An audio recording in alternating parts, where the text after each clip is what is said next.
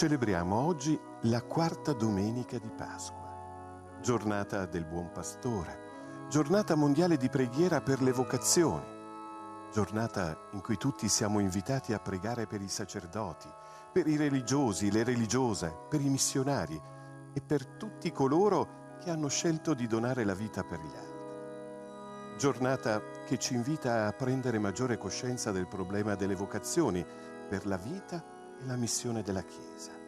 Giornata in cui siamo chiamati però a pregare anche per le vocazioni di tutti e di ciascuno, perché ogni vita è vocazione. Nasci dalla croce, dal fianco aperto del Signore,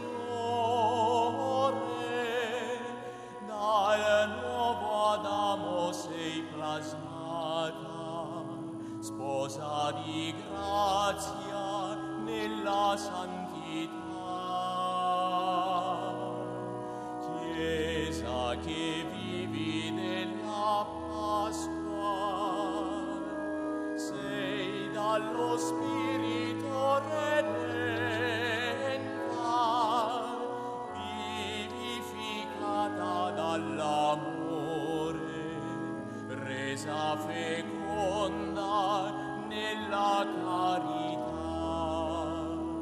dal crocifisso risorto nasce la speranza, dalle sue piaghe la salvezza,